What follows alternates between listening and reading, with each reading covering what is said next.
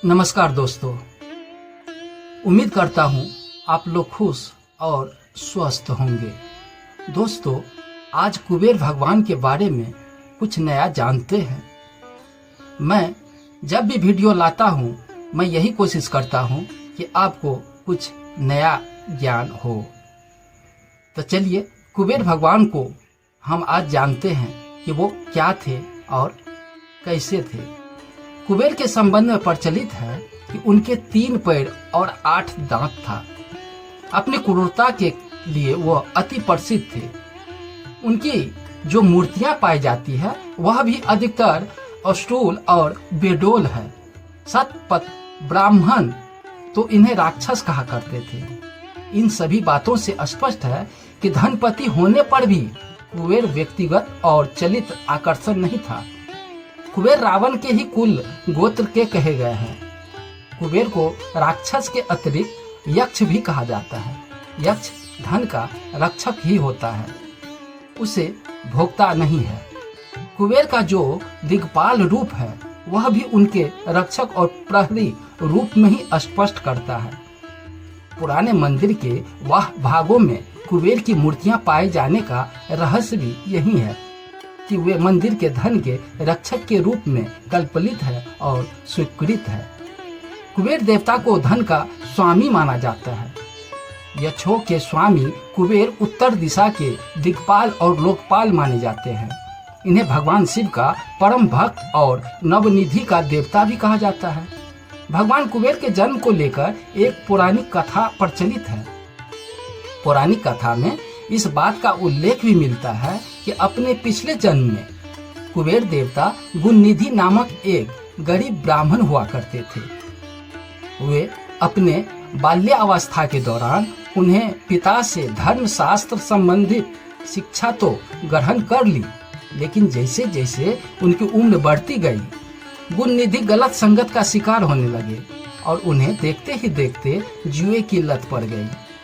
उनकी यह गलती संगति और हरकतों से तंग आकर गुणनिधि के पिता ने उन्हें घर से बाहर निकाल दिया। पिता द्वारा घर से निकाले जाने के कारण गुणनिधि की हालत दिन प्रतिदिन दयनीय होती चली गई।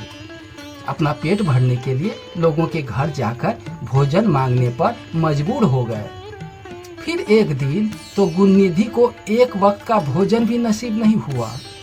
वे लगातार भोजन की तलाश में दर बदर भटकते रहे, पर एक निवाला हाथ नहीं लगा।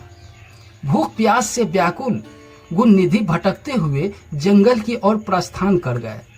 जंगल की उसी मार्ग पर उन्हें कुछ ब्राह्मण भोग की सामग्री ले जाते दिखाई दिए। यह देखकर गुणनिधि की भूख और भी बढ़ गई। भूख मिटाने के लिए वह उन ब्राह्मण के पीछे पीछे चल दिए। पीछा करते करते गुणनिधि एक शिवालय तक आ गए, जहां ब्राह्मण भगवान शिव की आराधना में लीन थे। वह भोग भगवान शिव को अर्पित कर वे सभी ब्राह्मण आराधना में लीन हो गए। पर गुणनिधि तो शिवालय में किसी तरह भोजन खाने के लालच में थे। जैसे ब्राह्मण की आराधना समाप्त हुई और सभी ब्राह्मण सो गए, तब गुणनिधि चुपके से भगवान शिव की प्रतिमा के समीप पहुंचे और वहां से भोग चुराकर भागने लगे। भागने के दौरान सोए हुए एक ब्राह्मण गुणनिधि को भोग ले जाते हुए देख लिया और वह ब्राह्मण चोर चोर चिल्लाने लगा।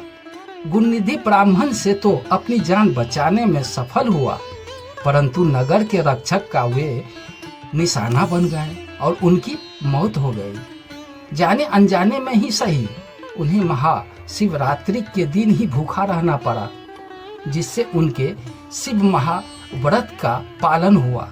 इस व्रत के फल के कारण वे अगले जन्म में कलिंग देश के राजा के रूप में पृथ्वी पर आए और भगवान शिव के परम भक्त कहलाए। उन्हें अपने इस जन्म में भगवान शिव की कठोर तपस्या की।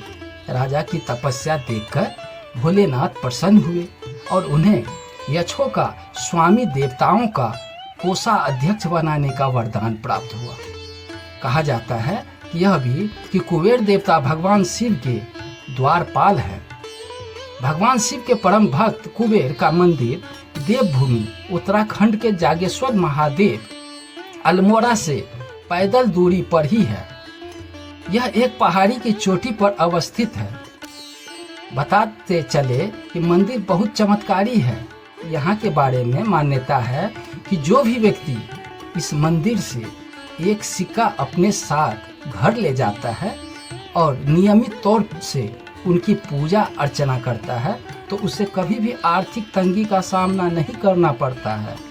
उनके घर में सदैव देवी लक्ष्मी का वास होता है। घर में धन संपत्ति के बढ़ोतरी के लिए और सुख शांति के लिए कुबेर देवता की पूजा की जाती है। आइए जानते हैं कि पूजा का विधि क्या है। कुबेर देवता का पूजा के लिए त्रयोदशी का दिन शुभ माना जाता है। इस दिन प्रातः काल स्नान करें और कुबेर देवता की प्रतिमा को सामने रखें। उसके बाद कुबेर यंत्र को प्रतिमा के निकट रखकर घी का दीपक जलाएं। पुष्प और भोग अर्पित करने के बाद आसन पर बैठे और कुबेर बाबा का मंत्र 11 या 108 बार जाप करें। करने से व्यक्ति को धन, वैभव और सुख संपत्ति की प्राप्ति होती है।